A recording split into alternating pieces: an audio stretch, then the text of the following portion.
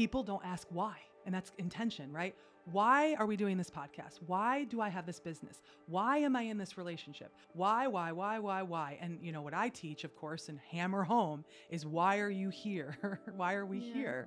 For me, it's like depth is synonymous with our capacity to own our own depth. Our ability to go deep with somebody else is, wow, I already am deep. And what I want to say to people is, you know, these intense emotions you feel and these intense feelings you have, and when you're having intense ecstasy during like orgasm, or when you're crying on your hands and knees heaving because you're heartbroken, what do you think's creating that? It ain't your organs, it's your soul. Yeah. Your soul can access the divine, which is all things across every aspect of the emotional spectrum.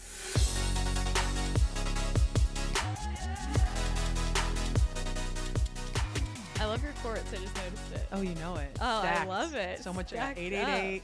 We got quartz. We got Yeah. the phoenix. We got the ankh. We got it all. I love it. I feel protected. Very abundant, Thank you, my love. as you are. Thank you, my love. Talk to me about how that triggers people. Well, it's funny you say that. Maybe I'm meant to tell this story because I almost shared it on my stories yesterday and then I deleted it. I was on a walk yesterday and saw a friend of mine, and the person she was with was deeply triggered by me. And I haven't met that, you know, you and I are used to that in our lives. I haven't met that frequency in a while. Yeah. And I was wearing this black blazer actually, and I was wearing all my gold jewelry. I was wearing a lot of this. I was coming back from a meeting, going to the ocean. I was literally on sacred, you know, and one of the things that made me really proud was I could receive that and just allow. Yeah. The old Lauren would, of course, think something's wrong with her and see I'm not safe and see it's too much and I'm too much. The new Lauren, the new Lolo is, of course that's happening. And I hope whatever aspect of me that I'm mirroring back to her in her power that she's afraid to be, I hope it opens that up for her to start being in her power. What did she say? Or was it just you could psychically feel it? My friend was introducing me to her and she was like, hi, like that. I was like, hi, you know how I am. Do you think it was your jewelry or do you think it was your energy? Oh, it's my energy. Okay. But you know, this adds to my energy and the intensity of it. And that's the word I use because I think intensity, and I know we are so similar in that sense. And like, we're so similar in so many ways. But for me, I have a really strong relationship with the word intensity because I think intensity can also be about how big I love, how big you love. That's intense for people. It's not just our voice is intense or our energy is intense. It's the potency that I have that. And also I think a lot of people are startled by my power to begin with. Before I open my mouth, that's how they see me. And then when I am so big-hearted love, they're like, that can't exist in one human. 100%. Well, and again, I think a lot of this is at play for both of us. People are not used to someone really seeing them. That's right. I think that's the thing that when people get triggered by me and they first meet me, it's this immediate feeling of I cannot hide. That's right. People don't even want to look me in the eye. She couldn't look me in the eye. Would you believe I'm walking back the same road the divine brought her back to see me again, and without my friend, and I saw her. She was on the other side of the road, and I went, "Hey!" And she was like, hi, like that. I was like, okay, it's okay. It's so interesting. Yeah. Well, I'll add, I was having a conversation with a client about this yesterday, just for anybody listening, if this comes up. And I told her, she was talking about how she gets frustrated when people judge her. They make judgments about her and her lifestyle, and they assume things, or they, you know, all the stuff that comes with when you're an abundant, powerful person. Yeah. And she was giving me examples of comments people have made. And also this came with people kind of taking advantage of her, right? Ding, ding. Knowing that she is abundant and wanting to mooch and wanting handouts and things. And she holds her own, but it was bothering her. And she goes, I just get really frustrated that people make judgments about me and that they want handouts from me and they expect this from me. That's right. And so on and so forth. And I said, I could totally relate to feeling that way. And let me ask you something else. And I said, and do you think that you're the only person that they try and take advantage of? And she paused for a second. She goes, no. Right. I'm like, and that's exactly it, is we receive that. And I'm guilty of this too. And I'm like, why are people judging me? They're saying this about me. But when I take a moment, because that's my own wound, seeing it from that lens of like, why am I attracting this? But when I take a moment and I'm thinking about just that person, I'm going, the way you do one thing is the way you do everything. That's and right. If you're doing that to me, you're sure as hell doing that to other people. Yeah. I'm like, I'm not the only person that person is making judgments about. I'm not the only person they're trying to take advantage of. And I think that's the other side for us to realize in this space where we can get really caught up in like, why is this happening? There's peace in that. Yeah. Yeah. There is peace in that. And I told her, I said, part of this is for you to really understand like what it means to live as an example is you are going to witness the human condition. Boom. You're going to continue to witness the human condition again and again and again. And you can either react to that of getting upset or triggered about what that might mean about you or why I'm attracting this, or you can just witness it and realize this is coming into my field because I'm witnessing the human condition and how people react and respond.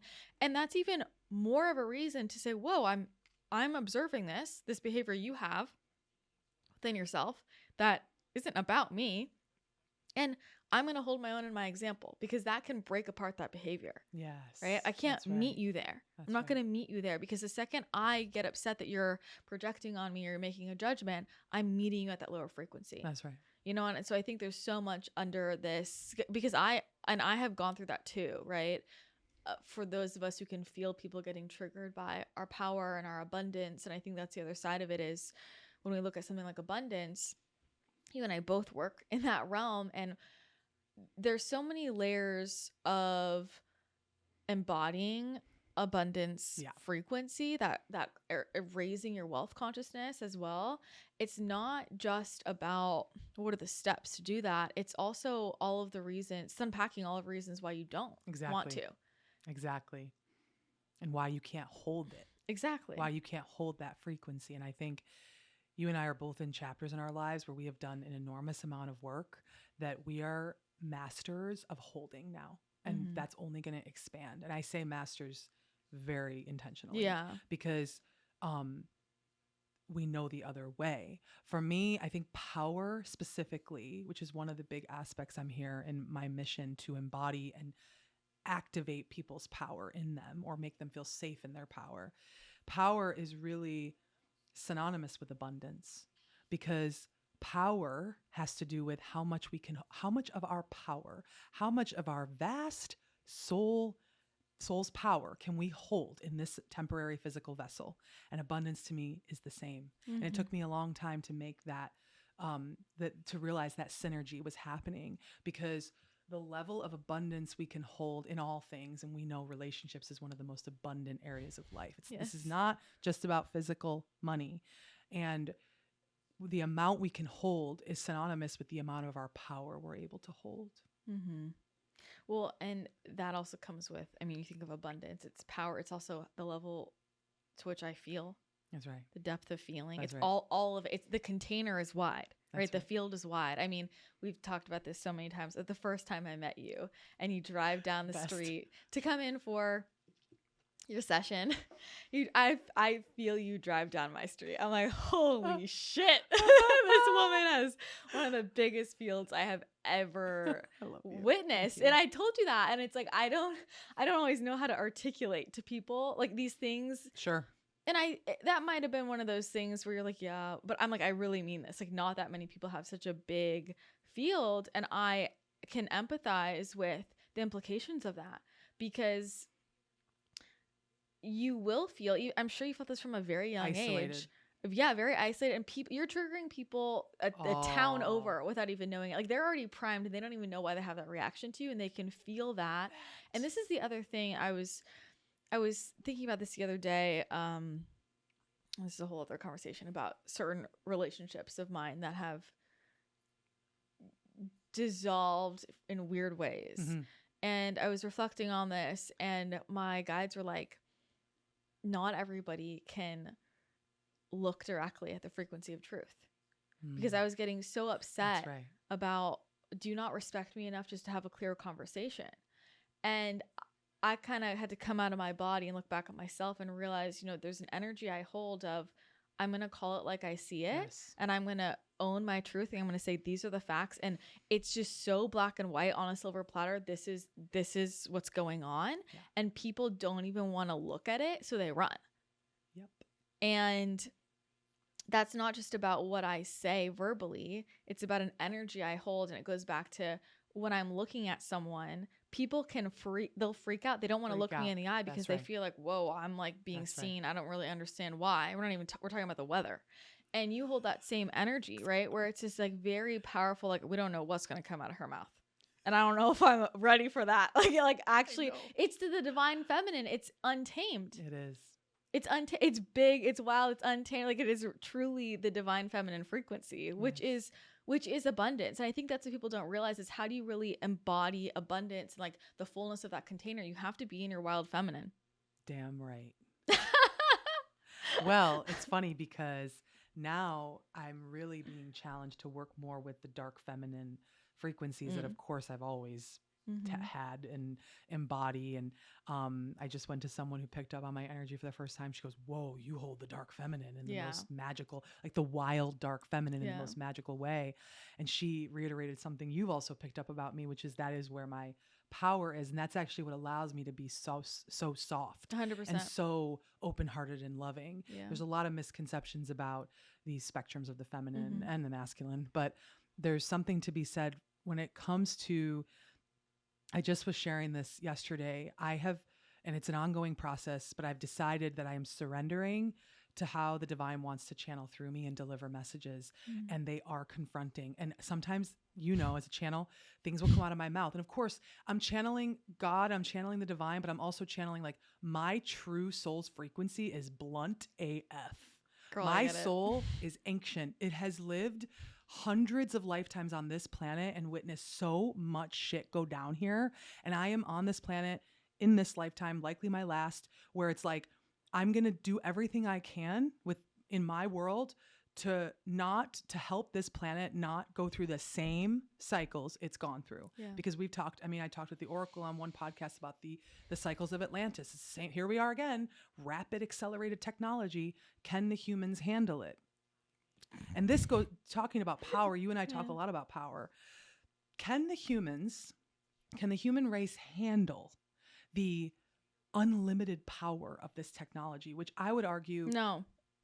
Exactly. And the other thing is, where do we think this technology is coming from? Yeah. Right? Like, I believe that everything is everybody channels things from above. And there's a lot of, as we know, other planets and dimensions that are helping. They're sending frequencies to the earth. And then people wonder why they have these aha moments. Yeah. It's like, because other planets that have technology are sending us things to play with and work with. Yeah. But then you throw in the wounded, scarcity-driven, fear-driven consciousness of the collective mixed with AI, and boy, we can be in trouble.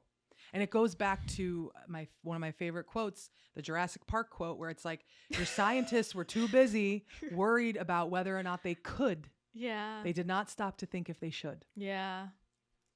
But that's it. Like, should we? I don't. And, we were just talking about music festivals and in-person events, and humanity needs more touch and physical connection with each other than ever. I just need to realize, I think about, like, should we? Humans can barely human. Exactly. Like, sometimes I look at social media and I'm like, this is, for us to just know how to eat food, somehow this has become the most complicated thing in the fucking world, right? Like, we're sitting here trying to figure out how to manage ourselves. How to hydrate. How to feed.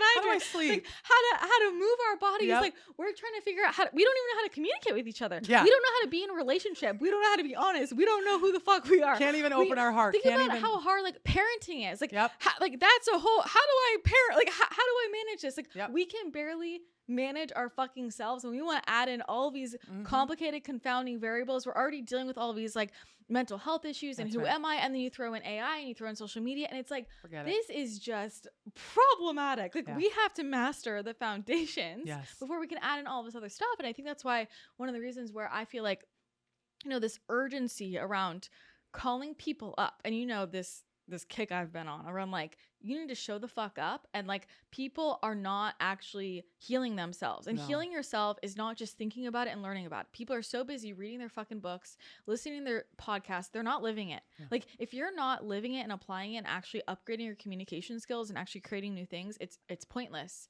And we have to heal the human stuff and figure out the human stuff before we can even think about responsibly using the rest of it. That's right. So like that, yes, that's the priority for sure. And I think a lot of people are coming back to that mission wise, because I'm noticing this. I mean, we're kind of coming back to a lot of this 3D. How do we integrate into the 3D fundamental? Because that's actually what has to shift, because it's very ungrounded for us to be doing all this complicated stuff, you know? Yes. And we have to be able to infiltrate, you know? 100%. I really am seeing a shift in, and I'm going to use general terms, but like the healers, the creatives, the spiritual people, or the people that have, you know, psychic gifts, healing gifts. I'm seeing them being, and this has rapidly been shifting in 2024 specifically, which I think, you know, you predicted I got last year that this was going to start happening this year, where we're being supported. The resources are coming in, the connections, worlds and industries that normally were shut completely down from this. This is what 2020 did. They're like, oh yeah, tell us about this manifesting stuff and energetics and healing the body through the mind, and tell us about the infinite consciousness that we're able to access. And that to me is a sign of positive times ahead. Now, the other thing I wanted to bring up randomly in this conversation with you is I was in a conversation with somebody the other day, and he's very spiritual, but sometimes there's a lot of you and I agree that there's there's more ego in the spiritual space than to be honest, than anywhere else. It's crazy. And so I was talking about the implications. It's a nice place for people to hide. It is. Yeah. It is. Or to think they're on their high horse, right? Yeah. I try to come back down and stay really grounded and down to earth with my community and the people I touch and talk to, because I'm like, I am in my human experience too. My soul had to come back here too. I'm not above this experience here. Yeah. Nobody is. But there's that energy, right? How many plant medicine ceremonies someone's done, all of a sudden they're better than everybody? No. And so for me, and plant medicine is sacred AF, by the way, but I think it's being abused. Sacred Mother Earth is being abused. Okay. So, I said, you know, this AI, you know, I'm a little concerned. Like I do see there's a lot of positive aspects, and I think people are trying to use it in different ways. And then there's of course the absolute disaster of it. Yeah. And he was like, well, I'm not on that timeline. And I was like, hang on, homie. Yeah. What are you trying to say with that? Yeah. You're not on that, meaning you're going to just opt out of what could, you know, all the suffering of all the people that don't even know about timelines. Yeah. Okay. All the indigenous poor people on this planet and all, I mean, you and I are here we're humanitarians at the end of the day. Yeah. That's why we came back here. And so when he said that, I thought, wow, how easy is that for you and for people that know about this stuff to be like, well, I'm not on that timeline where AI destroys the planet. It's like, we've been in civilizations where the whole civilization was destroyed, no matter how many time, space realities there were.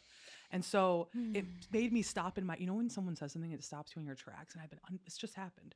I've been unpacking it, and I was like, oh, I got to bring this to C. Yeah. Tell me about your thoughts on that. You know, it's funny because I find it's not that exact same interaction, but I have moments like that, energetically similar, often with men when I'm talking about AI. He was a man. It's the AI conversation with men. It's so weird, and every time there's a weird thing they say, and I'm like, what's going on here? But you know, that's an interesting thing to unpack, because one is, I do think, and I advocate for, it's important for us to hold the timeline we want. 100%. Right. And so I'm all for 100. That of like, no, I want to energize a timeline like where that isn't disastrous, because we do want to collectively manifest what we desire. Right. That's right. But I think this comes back to the emotional and spiritual maturity of being able to hold both, which is not just both, it's all.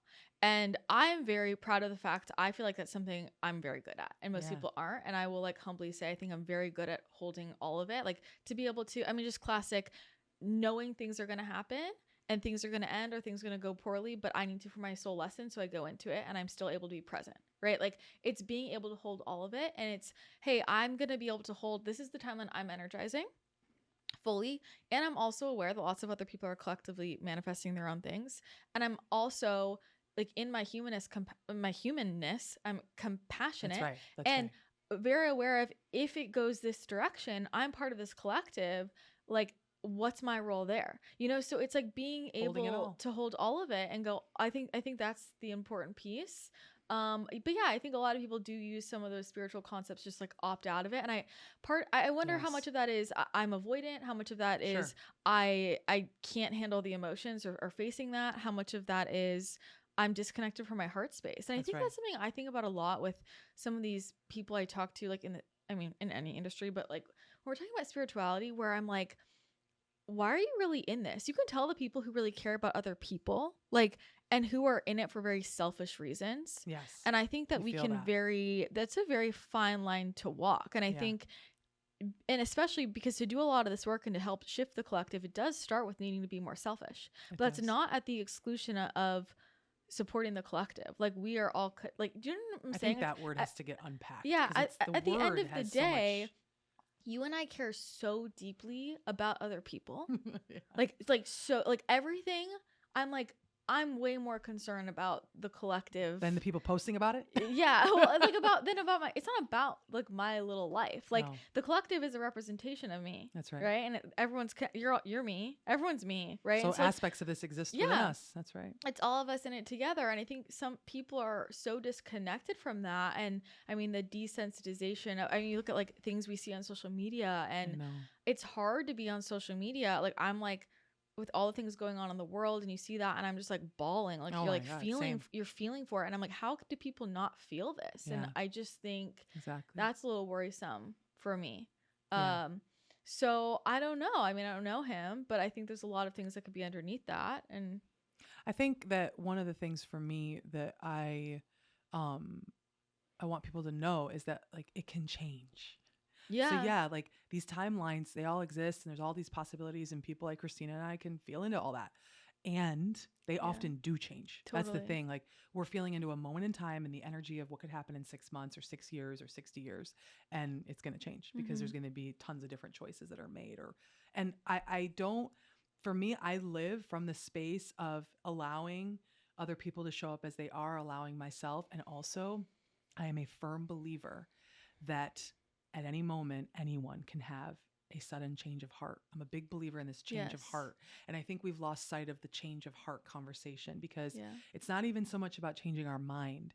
It's all heart space. I mean, that was something that really the Oracle pointed out to me, you know, where we were talking about Atlantis and all that. And we were saying how, like, it is extremely important for any and all to teach people how to be in their heart space and to feel, to what you just said. It's just, everyone is so deathly afraid of their emotions. I get it, you know, and you and I live with deep, I mean, I would argue everybody does in some ways, but you and I live with a deep well of emotional capacity, and not just for our own experiences, but for everybody we interact with and everyone around the world.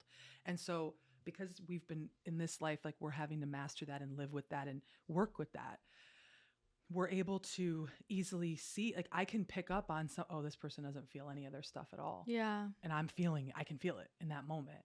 And the thing is, like, I'm really encouraging people lately to start, and again, everybody has the right to share what they want to share.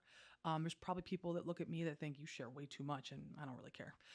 For me, I feel very called to be extremely genuine in this world and talk about not every single part of my life, but like why I feel that I can speak on something or whatever. And the thing that I'm not seeing enough of is depth.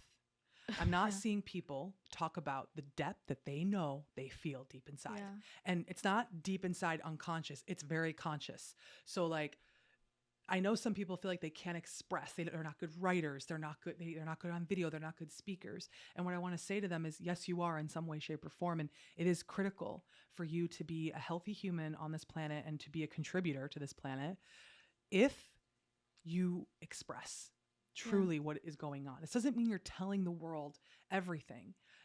This is about, are you telling your life partner this stuff? Yeah. The amount of people that are in these romantic relationships and they don't even half the time know each other. I know. I don't know how people do it. But they don't even know themselves. Mm-hmm. Okay.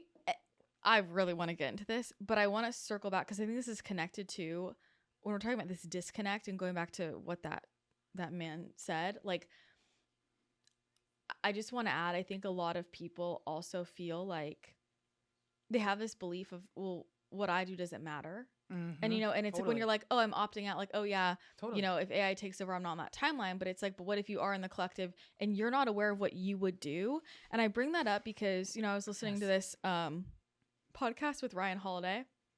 Love him.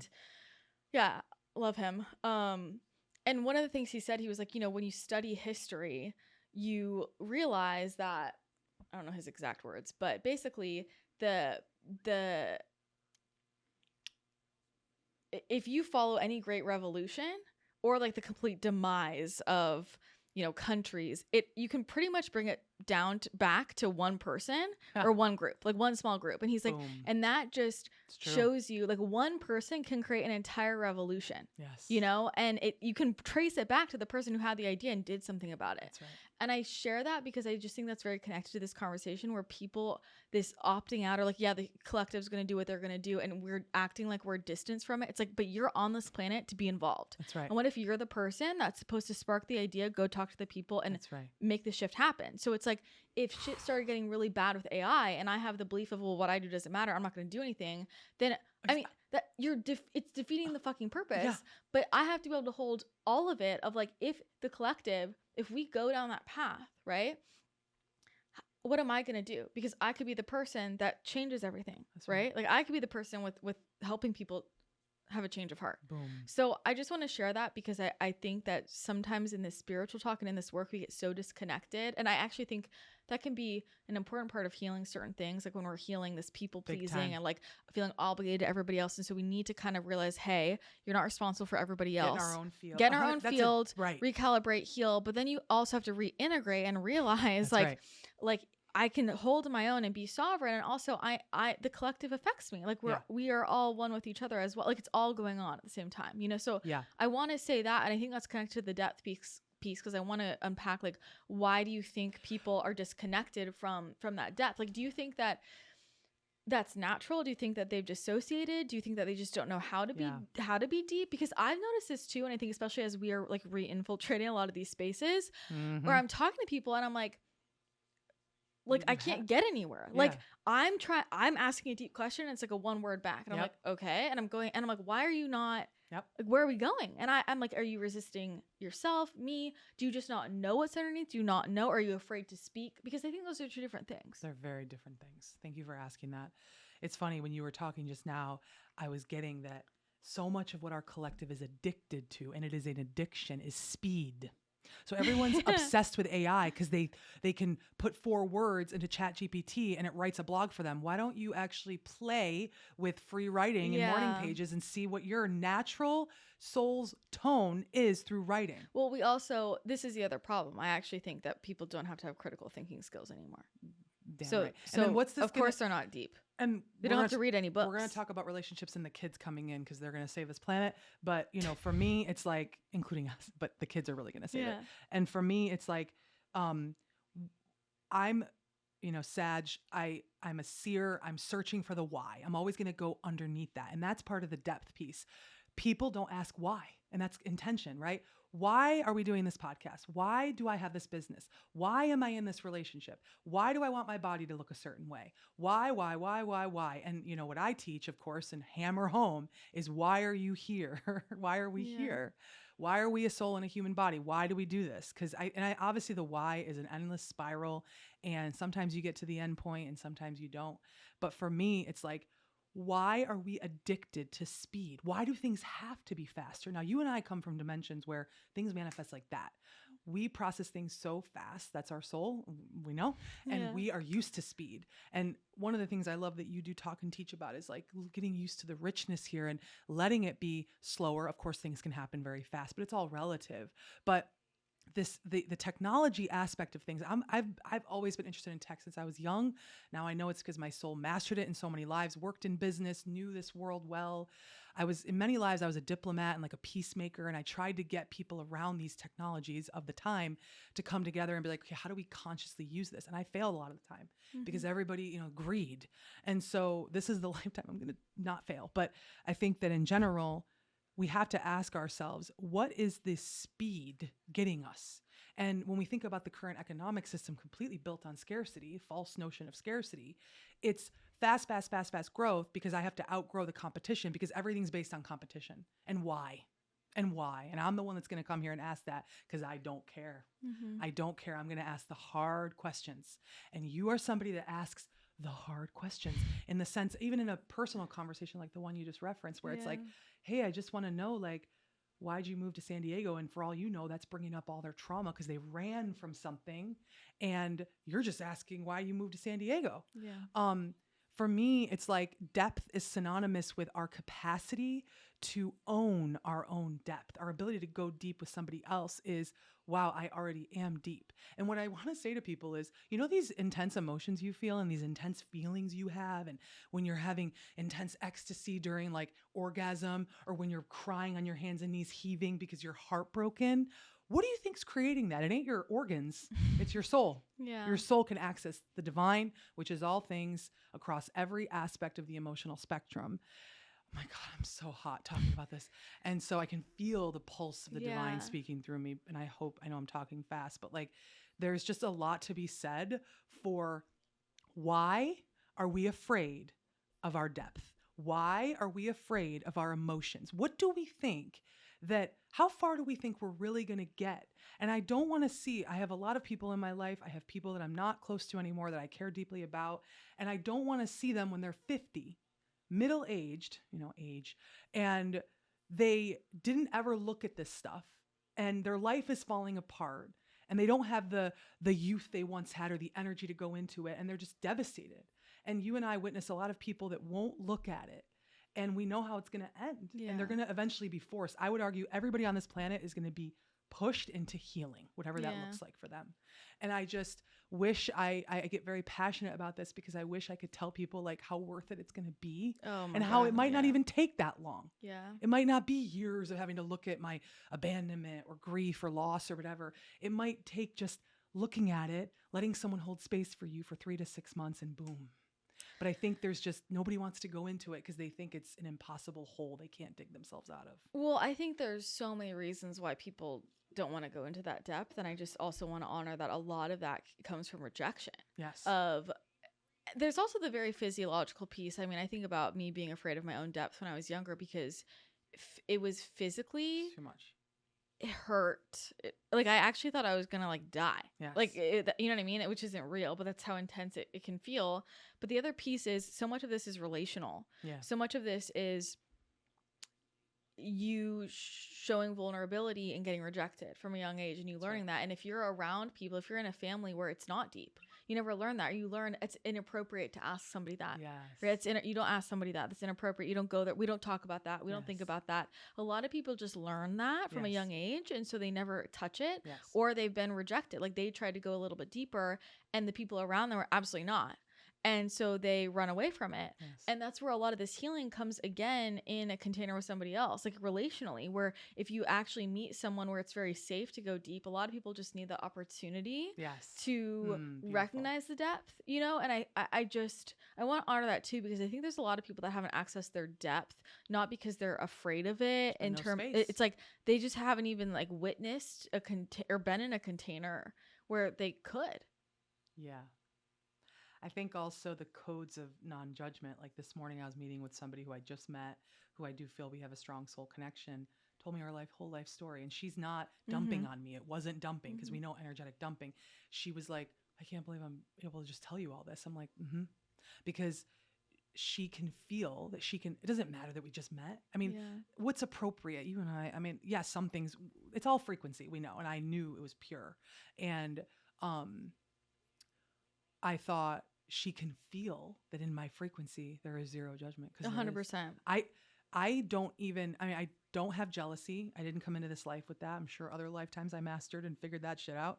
Jealousy, I think, is one of the most toxic aspects of this plane, and it is one of the underlying, because why is someone greedy to begin with?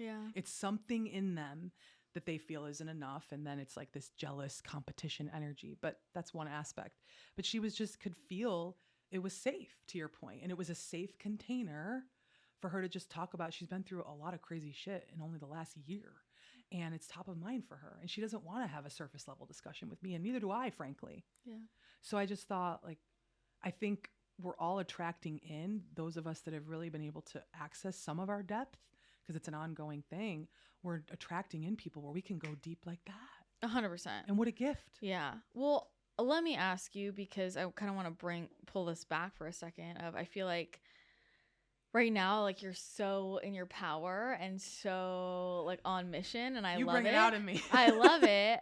But I think it's easy for people to meet you and just think you've always been able to embody this so easily. Oh, Lord. And it's been a journey, right? And I think also because you're so embodied in this, I think people have this about me too, but people assume things about maybe how we grew up or the people we're around or the spaces we've been in.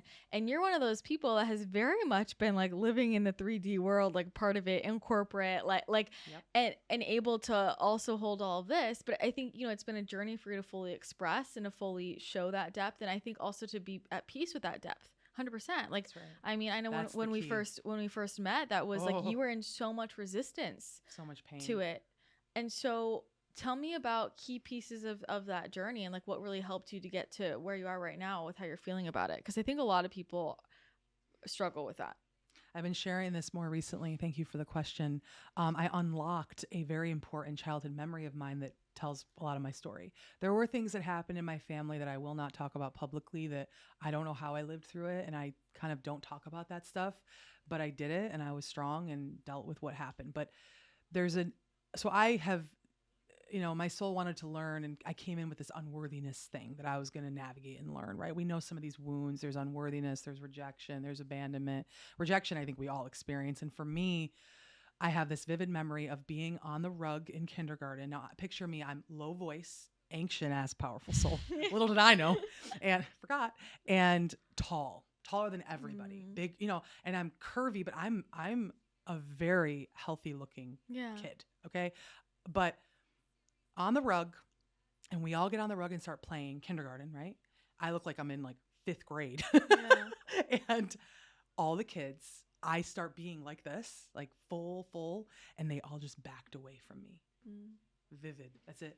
And by the way, everybody, that's all it takes. Yeah. Cerebellum, deep into the subconscious, and a lifetime of unpacking that. Yeah. Now, there were a lot of other things that happened that I will not talk about, but you know, that moment, Christina, for me was, oh shit, it's not safe to be like this. Yeah. Oh, they don't like me like this. I can't be loved like this. And so 35 years of pushing away love. Everybody knows I'm very public about the relationship stuff and how that's been my hard time in this life so far. Well, it's changing. But again, it's not just about, oh, I couldn't attract relationships. I rejected myself then, which is what we do. Just like if we have abandonment, we abandon ourselves and blah, blah, blah, blah, blah. And rejection, I will tell you, is deep for me. And for me, it's like an energy of less of like, some people, like they chase things to try to not get rejected. For me, like from that moment on, early on in life, I said, oh, I'm just going to be like with myself then. Like that'll be my life. I'll just be with myself.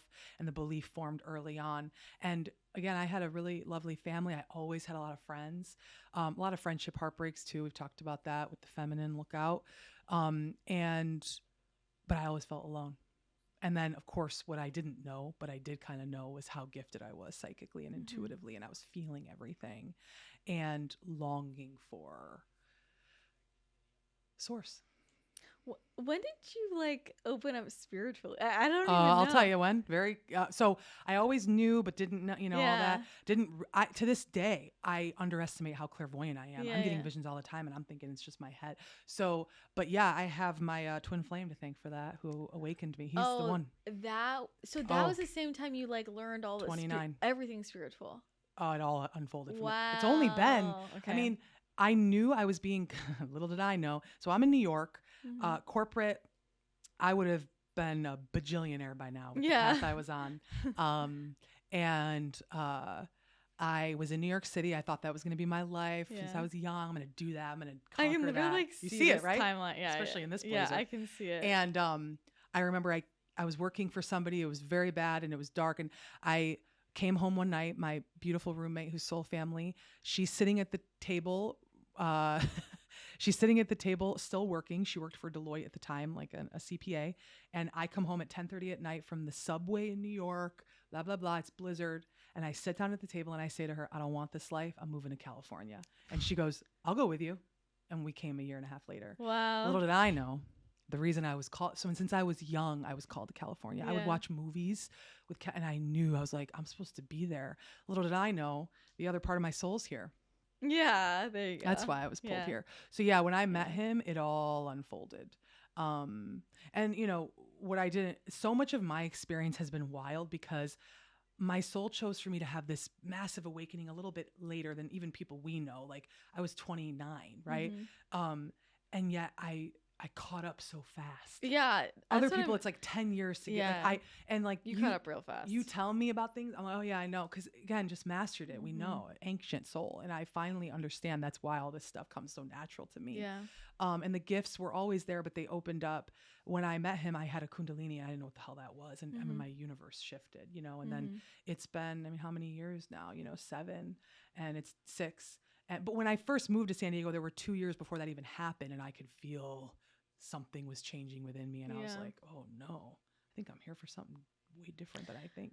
As you were opening up all of this though, it's like, I mean, through this language changes, interest change, everything. Like how did this affect your friendships and your family relationships? Like, did you just like continue to show up with like, or did you know what I mean? That's a good question. It's funny. That's something I got to think about, you know. I started to, so when I first awakened, I was still in corporate for 2.5 years. And then I was navigating that world and it was all of a sudden, everything was just starting to not resonate. Talk about resonance and how I navigated relationships and friendships. People have always looked to me for like wisdom. Like people see me as somebody who has a lot of wisdom and I tend to talk whatever I'm discovering in the moment, I tend to talk about it. Yeah. So I didn't have a lot of like shame, you know, but it was more, or I wasn't hiding it, but I was more trying to, it was rapidly happening so fast. I don't even know. I look back, I don't know how I did it. And you know, a lot of people in my life, I'm so grateful. They're all in my life to this day. They love me through all of it. And a lot of it's opened up. I was meant to activate their awakening in whatever way they're supposed to. And that has been really beautiful. Family stuff. My family, definitely, it's been a lot of like, whoa, who is this person now? I mean, that's been a very big theme. Yeah. And they are very supportive because they know they can't do shit about what I do. I just do what I want to do. They always knew I was different when I was young. Like they knew I was like different and very fearless. Like I came into this life so fearless. My family was always like, how are you so unafraid of everything? And I have this warrior spirit, you know, for many lives of being a warrior. And now in my relationships, I am really pushing myself to be as open as I feel safe to be with who I am now and what I believe. It's interesting to me because you're so like, you just talk the way you talk and it's like, you know, you're at the grocery store telling people that they had a past life in Atlantis too. It's like, you don't give a fuck, but it's interesting because it started with that wound of rejection and, you know, unworthiness and I have to be smaller for people to like me. So it's interesting because that doesn't show up for you in all these places. It only is showing up for you kind of in one. In romantic relationships with the masculine. I think for me, because my soul really did a number on me this lifetime of what it chose, because my body is so intense, I cannot hide. And so as you know, the only way I was able to hide and even attempt to hide, I should say, is through eating. Yeah. And through food and making myself as big as possible so that I told myself that's what's going to make me hide in all the ways. And it never did. I mean, people always, since I was young, has seen me as confident. That's all people say. Your power, you're a force to be reckoned with. You're so confident. And I'm thinking, you have no idea what I navigate internally, which is why I think we can walk around so empathetic and compassionate because I know everyone's navigating crazy shit internally. They might not even tell a soul. Yeah. For me, that's why I'm so transparent and authentic with what I share about how I've gotten here and what I navigate internally, again, with boundaries. But I do think that people need to hear these examples of what people have lived through. I mean, look at how you share of what you've lived through. We're not talking, everybody's teaching all these things, but okay, why are you teaching that? What are your life experiences? Yeah. Well, I think what's also cool about us, I mean, we have so much in common. We have some of the same wounds, but we also, a lot of my friends are, I think, have more similar wounds to me. Like when you are unworthiness and I'm abandonment. Yep. And I think that's a very interesting dynamic because we teach each other about those things. So we have a lot of conversations with each other. And I'm like, I don't understand this unworthiness thing. Please explain it to me. And you're like, I don't understand this abandonment thing. Exactly. Like, please explain We taught each other so much. Yeah, we teach each other so much, you know. And I think I was also thinking about, it's not easy to be friends with someone like, with people like us. And I had this conversation with someone we both know recently. It's a big gift because us knowing our depth and our pain allows us to love so deeply and hold that container. And I think most people are desperate for relationships like that, where someone can really, really hold them. That's why people open up to us. But I think the other piece that's very triggering and difficult is like when you're talking about the confidence. And there's something you said in there that I had just talked to somebody about, where she was saying, well, the way you say everything is just so like matter of fact. And so it makes me feel this way. And I said, well, that's not my problem. I was like, girl, I was like, you know, if you want to be if you want to be friends, and I had this conversation with a lot of people. I'm like, you want to be friends with someone like me? You got to be strong enough to handle it. And I said, watch how me and Lo talk to each other. You and I, the way we talk to each other, we're both we forget because we're so in it, confident, and we're so matter of fact. And also Sam was like this too. Like people will watch me and Sam talk and they're like, are you guys friends? Totally. Like we're so confident, we're so matter of fact, but there are times when you will say something so confidently and I'll be like, no. You know, or I'll say it and you're like no. And like no one cares, right? No one cares. Because we're both so confident, like this is how it is. And then but the other person is just as strong. True. And so we're like, yeah, no, I don't think that's right. I'm actually getting this. And it's like, no one cares. It's totally okay. And I think it's a very triggering. I recognize how triggering that is for people, because if I said the same thing to someone else, they're like, well, no, like they're getting upset and they're feeling like they can't say to me, I disagree. Like they're for some reason, it's just like, I don't care if you disagree with me. But you know, it's like, I think that is a that is so unconscious in our connection. Yes. It's like, I don't want to take that for granted. Like, God, I forget that's how we are. Yeah. I'm like, I listen to us talking. It's so intense. We're also both so psychic. Yeah. And we're getting different things. It's fine. But I just think it's very fascinating to me how when I know your struggles with like hiding or like not wanting to be seen, and then I interact with you and I'm like, what the fuck are you talking about? Like you can't hide. Well, I want to share a story. And you're simultaneously so confident. Thank you.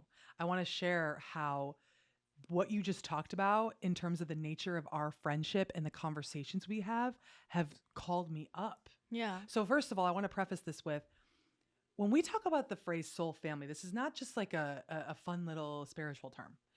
Christina and I's soul have known each other for eons. Yeah. We've been on other planets together. We've done this Earth thing together. This goes back. And we're conscious of and we're very conscious of that. Like we know.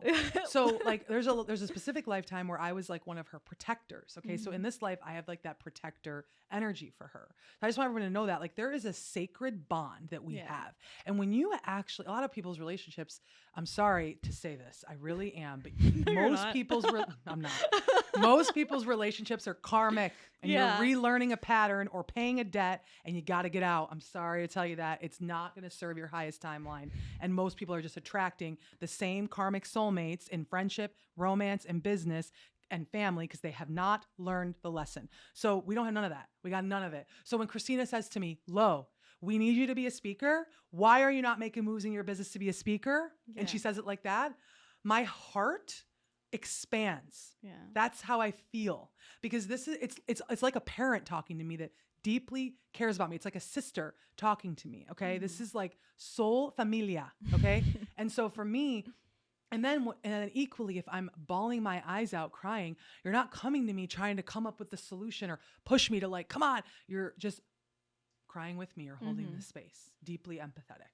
I can remember last summer when I was working with a mentor who was not holding space for me. And you were the one that did. And I remember just you simply going, I sent you a message. I was intensely crying and feeling different things. And you just responded. You didn't have to solve it. You didn't have to say anything. You didn't have to expend more energy on it. I know we're all dealing with a lot, but you just said, Lo, I am so sorry. And like, I'm so sorry you're feeling that. And that is enough. Mm-hmm. The multidimensionality of our bond is insane. Like it is divine. Yeah. And I know that's how I know this isn't a maybe. I know rest of this lifetime is you and I just know. I know. Well, and I think that's also back to this, like, what is love, you know? And like that it goes back to depth, and it is, and I've talked about this before, but it is like, I would never let you settle for anything less than your highest potential. And that's where it's like, I will come in and I'll say, I think this is a mistake. Like, and even if you disagree with me, you say, I'm still going to do this. Like, you know, I will always tell you what I think, because I'm like, I'm like literally not going to allow you, or like you will say to me, like so much of the change, a lot of the changes in the last year, it's been you being like, you need to step the fuck up and do this. Like, I would not have done the Oracle event if you had not told me I had to. Like, Lo was the one that was like, you're doing this event. And I was like, okay, ma'am. Look like, at the cascade of energy and magic you created. You're doing it. And it was like, if anyone else had told me that, I would have been like, okay, it's an idea. And you're like, the way you said it, it's like, this is what's happening. Like, because we have that contract of like, this is what's happening. And I think that's the thing about love in a connection. It's like, you are not just allowing people to float around la-di-da. You're like, you are not fucking settling. I'm not letting you be in this pattern. Like, I'm going to call you up and hold a space for you. And if you start acting like an asshole, I'm not going to be available for it. The level of how genuinely happy we are for each other in our lives, and when things happen to us, like you just sent me a message yesterday with how happy you were with something that is unfolding in my life, and I'm so happy with some things that you're doing now, and like that is rare, boo. Well, it's this, what happens for you is equal. It's like, it's happening for me. Mirroring. Exactly. And that's the depth, and that's real relationships. And it's not this disconnected, like I'm solo and I don't care what happens to you. It's like, I have to be able to merge with you, you know? And I've heard people say like, love is, it's not like we're two fields connecting. It's, we are in the same field now. Like we are one, right? What's really is what's really mine is yours. It does 100%. Like, it matters to me that much. And that's real love and real empathy. A lot of people don't want to go into that, because that also means like your pain is my pain. Right? And I think the other aspect of this, we go back into depth and power, and we bring it back to abundance and our relationship with money, and how we're able to, like, this is an example of abundance consciousness, right? Abundance consciousness, that frequency is the same thing that, like, we don't get jealous. And I know both you and I don't understand, because we'll deal with these dynamics where I actually don't understand people like who have that jealousy thing, or like who are living in this, there's not enough, it doesn't even make sense. Like, it doesn't even make sense. I don't get it. There's so much space. And so when you look at the things that are blocking people from living that abundance consciousness, like, can you illuminate for me what you think these blocks are and how people can get out of this? Like, I want you to give some real call outs to people listening of like, you know, if you have this behavior, this is the flip, because people need to understand what this really means. It's not just about making more money. Like, that's a side effect of like, when you're living in abundance energy, you can actually love now. You can actually receive life. Yes, boo. I'm going to give a very high value code. I downloaded this abundance code. I recently downloaded and channeled 8 abundance codes, and this one blew my mind. And it's so simple, and yet it opens up a whole world. So the first abundance code that came through was called Diamond Blueprint. And what they showed me is that we need to all see ourselves as a diamond, rare, but even more than just rare, unique, completely unique soul frequency. Yes, there's mirroring. Yes, we're similar. Yes, there's all that. And at the same time, the way we eradicate competition is everyone's a diamond, uniquely cut with unique soul gifts, unique codes, unique ways of being to contribute to the collective. That is New Earth. That is love consciousness, right? And so when I thought to myself, if everyone saw themselves as, that's how I can love that Christina's shining, and I can also feel safe to shine and be happy for myself as well, because we are all diamonds shining in a unique way. And right now, what I'm noticing is there's a lot of regurgitation of the same thing, especially entrepreneurs and in business, all this content creation. I say that with love. I've resisted it because I'm not going to regurgitate the same stuff. It's a lot of these reels and it's all the same kind of mix because nobody is feeling safe enough or even willing to go into the depth of accessing their unique soul's voice. Yeah. What are you here to say or be or exemplify? And that could be, I think about Brianna Wiest, who writes those books like The Pivot Year and, 100 channeled essay. It's so simple. Yeah. She just writes these books and they're purely from her voice. Beautiful, and I think, wow, like that's your expression. That's it. She's not a speaker. She's not doing other stuff. That's all she does. And she is pure in her authentic soul's code and expression. And so that's one.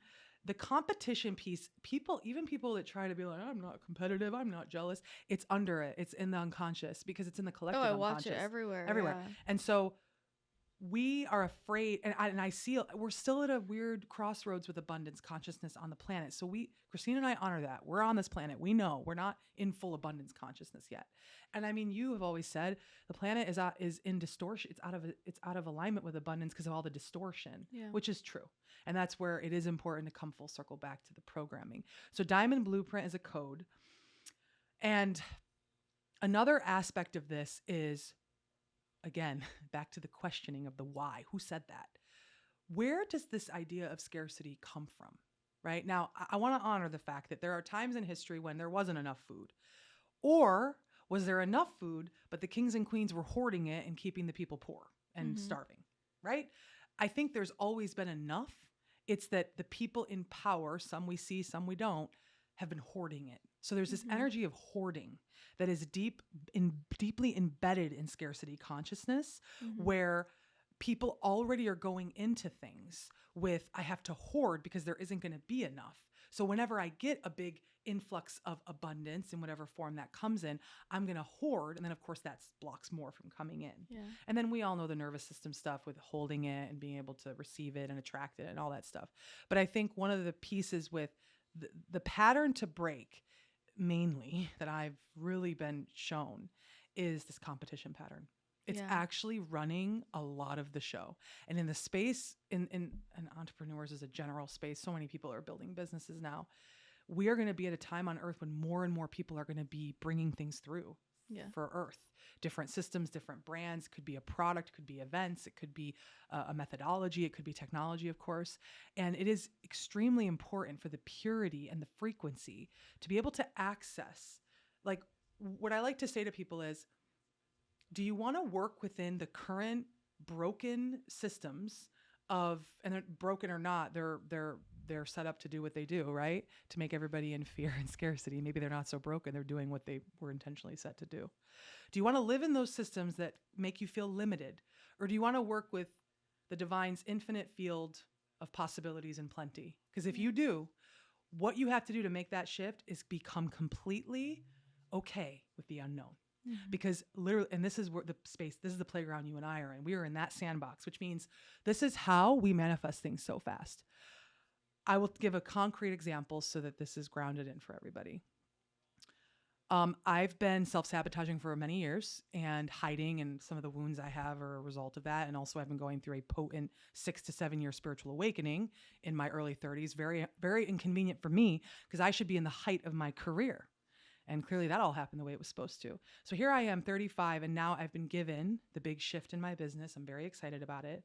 I don't have a big audience. I don't have a big following. And all the people that I need to meet right now that have big connections to TV networks, connections to speakers, they're all being brought to me. I don't know how. I'm literally in my house with my cats and I walk in the ocean most days these days. Yeah. I'm starting to make big moves in my business, but it's not just me that has to make the moves, the divine, 100%. Because I've decided energetically that I'm ready. The divine's just delivering. I'm like, and all of a sudden I'm having a conversation with someone today, June 13th, that works for a television network. And all the psychics, by the way, for those that don't believe in psychics, Christina's one of them. They see when they look at my readings and my field, I'm going to get discovered and I'm going to be on TV. And if you ask me, I'd be like, I have no idea how that can happen. I don't see it. I mean, I get it because there's so many things. It's like I've seen or people have seen for me where I'm like, there's There's no linear, right? And there's been other times in my life where like I can see how I'm going to get there, but it's the classic manifestation. Like you don't have to know how, right? But you have to be embodying the frequency to receive it, which is that abundance. And what I also want to say, because I want to connect this back for people, because I think the conversation we're having now, it's not just like scarcity, like, oh, like talking about people who think like I don't have enough money. It's we're so beyond that conversation. We're talking about like jealousy, and a lot of this is relational. And what I want to tell people is, if you are experiencing blocks with money in your business, like whatever it is, that is a direct reflection of the quality of your relationships. That's right. It starts with your relationships. 100%. And people do not look there, because that is abundance consciousness, right? The way you do one thing is the way you do everything. Like that is your frequency. And so people are so stuck on like, why isn't this growing? Why isn't my brand growing? Whatever. And I look at their relationships and look at the depth and like the abundance consciousness or lack thereof within those friendships, right? Within the romantic relationships. Like it's not deep. It's not real. It's a lot of hiding. It's a lot of like, you're settling here. And I'm like, I'm not surprised. This is the big one that requires a part 2. But let me tell you, there are people right now I know and have gotten that their business will not grow. Their next career move, this is men mostly, the relationships they're in are holding them back. And unless they get out of them, unless they break up, they will never make more money. Mm-hmm. Their business will not take off. In fact, it'll probably fail. And that's how the divine will break through their heart. So before that happens, I encourage everybody to really think about, and again, I think we talked about this a little bit earlier. We use relationships to hide. Isn't that funny? We're in one, especially these romantic ones, my frustration with it. And yet we're hiding in it. When you're in a relationship, I don't know how you hide when you're sleeping next to someone every night. I'm not sure. Yeah. I couldn't. But boy, that's a skill. That's a skill somebody's got. A lot of people have. And for me, I just want to say, like, what are you afraid of? Yeah. To break out of that, to break free of that. You afraid people think? Everybody's messed up.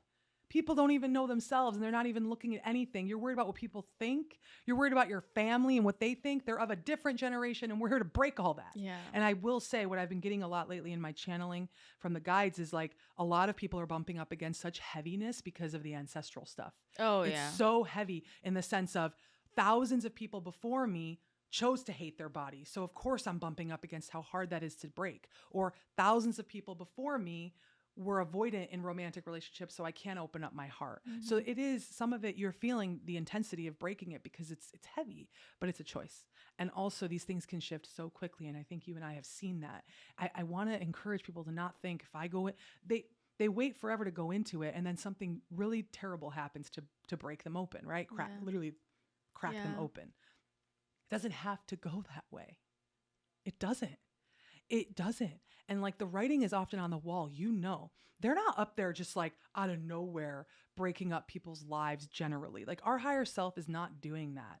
There are signs, but we're so blind to them, or we resist. What we're in resistance to is usually the very thing we need to just take a look at. But why are people so afraid to leave when it's not correct? Do you think it's that they're unaware that it's not correct? Oh, I could tell you right now. Or romantically, specifically with romantic relationships, it's a lot of social currency. Mm-hmm. It's what does this give me socially? Because people are petrified to be alone. Yeah. It's like one of the number one fears is public speaking and then to be alone, right? They'd rather die than be alone. And for me... But because of how it feels or because of how it looks? Oh, it's both, but it's mostly how it looks. Yeah. Because that is the distinction. That is the distinction. Because with the social currency piece, when I say that, it cracks open a lot for people because they don't think about that. Yeah. It's like, and the similarities. Oh, I'm with somebody where like, first of all, people are choosing partners from a number of of intentions. One of them is with the intention of coping through this life, because they're just coping through life. The second is they're choosing partners from the space of, this partner amplifies my ego, keeps me in my patterns, makes me feel comfortable, right, in my current state, and I will not grow. And that's great for me. That feels good for me. And I'm in control, right? And then the other piece is, then you get bored. It feels like, that's right. It feels like we look good together. Yeah. It feels like it is Makes very sense. Superficial, attraction-wise. Everybody else approves. Or that person is, I live with this viscerally with a very intense experience I'm in. And so I know how this feels for people. And it's like this energy of, I think one of the things that I have a wound with is, a lot of women like you and me feel this, and the feminine, I think, feels this in some ways, is like, I'm too complicated for these men. I'm too complicated for them. Or I insert the word complicated with deep, with I'm too in my power. And I think the masculine right now is being challenged with, why am I seeking what I'm seeking in the feminine? And I can only speak from the feminine side. I don't live in a masculine, I don't live in a man's body. Obviously, gender is broad, but for me, it's like, I can only speak from my side. And I'm noticing the feminine is seeking like depth with the men. That's why like we're even more selective. And I notice with the masculine, they're not selective at all. Hardly. Yeah. And I'm like, what is that wound? What is the wounded masculine feel in that? Why does the wounded, because we have the capacity to hold more space for them than any wounded feminine. Well, they don't know that's what they're looking for yet, a lot of them. I hope they wake up. I think they're going to be forced to, right? And that's where a lot of it ends in. You get into a relationship that looks good, like that feels good for your ego, and then eventually you get bored or you're getting frustrated, and it's a choice of am I going to choose to say this isn't working and then realize what I really needed? And that's why I think there's so many, I know in the dating scene we're aware of this, like there's so many like super conscious, like let's say like 45, 50-year-old men who like now know what they are looking for. And so like their barometer has completely changed because their first marriage or second marriage or whatever, right, taught them. Some people leave and that wakes them up. And then other people stay because of the social currency. Like they're too afraid. And so they stay in the ego, but I think a lot of this, I don't know, it's this dance, right? And like as the feminine, we have to fully express ourselves, because we also, and we talk about this, like it's, for me, it's not just about my partner and my contract with my partner. It's about like my contract with the divine masculine and who I am as a woman, and in my feminine and in my masculine and in my potency, right? That's like for other men to see, whoa, women can be like that. And I know you do the same thing of like, we have these contracts. Like I know I'm supposed to walk around and just like people I don't even talk to, like, oh, like that exists too. That's right. Right. And I think that's part of why it's so important just for the feminine to fully embody yourself all the time, because you don't know who you're waking up out of that. And it could be one interaction. I mean, think about like twin flame journey, right? The feminine leads. That's right. And it's true everywhere, right? That's right. The feminine does lead. Sorry, not sorry. Does. Right. And I think, I recently met a divine masculine who I am shook by in the level of space he can hold for me, but he just sees me in my gifts. He's like, I honor your gifts. I honor you. I honor your divinity. I honor your feminine essence. Yeah. And I've never once had that. And it's shaken me to my core. And so for me, I'm being called up into, okay, we've gifted you somebody in the masculine that's making you feel even safer to be this. What are you going to do with it? Yeah. To your point with these relationships, they are for our next level of growth. And sometimes everybody gets comfortable. I mean, I had a long discussion with the Oracle about easy. Yeah. I once got a very strong download a couple months ago that said, my guide said, love was never meant to be easy. It is meant to be transformative. And it was visceral. My whole body, I almost fell to the floor because this word easy, like we just got to break that down. Ease is one thing, but easy is bored. Yeah. Depth. Is depth easy? Depth is also depth. But it's like easy for what? For your ego, for your soul. Exactly. Like it's so much more complicated. It's like even manifestation, making life easy. It's like manifestation isn't easy. It's easy once you go through all the hard shit to then be able to do things instantly. That's right. Right. Boom. But that wasn't a fucking easy or light path to like break apart all, my fucking wounds, all my shadow work, So it's so powerful. It's all relative. It's relative. And I think you and I are so passionate about relationships in this lifetime because we've been through so many lives where there was no love in these. We were forced into arranged marriages or there was different kinds of constructs where you couldn't have pure love in a relationship. Lovers were ripped apart. I mean, the twin journey, we live that. And that's from many lives. And I think right now we're so passionate about like Earth is safe enough. Like you can just be in pure love with someone. It doesn't have to be about marriage and these constructs. And it definitely should not be about what other people think and what you think other people expect of you. Yeah. I mean, people are making those choices, babe, every day. I know. It's wild. And then they wonder why weird shit happens and why things fall apart. Their body starts. Why they have health issues. Yes. Why, like, they wonder why. And I'm like, it's so fucking obvious. That's right. Sometimes we just need those outside reflections. That's right. And for me, I also think about, we know that it's like, do people in your life really love you if they're not reflecting that back to you? Because if that shit was happening to you, I'd be like, dude, I'm going to tell you what I think it is. Exactly. And you're going to be strong enough to receive that, even if you disagree with me. That's right. You know? That's right. So that's abundance. And I think the kid, that is abundance. And like the children that are coming to earth and the children that like you and I are going to birth, like these kids are coming and they're going to call us up really into the collective shadows, you know, patterns with parenting, because so much starts when we're young. I mean, it just does, right? And everything's changing in that, you know, and we need to honor how intuitive we all really are. Mm-hmm. And we need to honor that relationship dynamics are the number one source of either where unhealthy patterns can create really deep wounds that become the operating system for someone's entire lifetime if they allow it, or can become the very thing that allows them to feel safe enough to be in their power. 100%. So choose your relationships wisely, right? And go to Christina for a session with you if you need some clarity. Oh my God. You're going to leave with it. Yeah. We've got to do another part. Yeah, because we have so much to unpack here. But I want to hear, like, you know, what's going on for you now. Mm-hmm. What's next? Yes. So right now I am working with people one-on-one. I do these like abundance activation sessions. You can book with that. I am doing 3 to 6 month mentorships. I'm a mentor, not a coach. I'm much more of a guide. I like to consider myself an activator for people. Mm-hmm. And I'm also working in breaking into corporate again, where I'm going to start bringing these principles into corporate. And I want to work with entrepreneurs and CEOs and companies and their teams. And it's not so much about, let's talk about God. We know we can't do that at those levels, but it's more about talking about energetics and manifestation and abundance consciousness. Mm-hmm. My soul will happily leave this body when I can shift the business world from scarcity to abundance. I will rise out with all kinds of joy and I won't have to come back here. Yeah. So I'm just saying, like, I want to teach the business world in all aspects. Yeah. Abundance.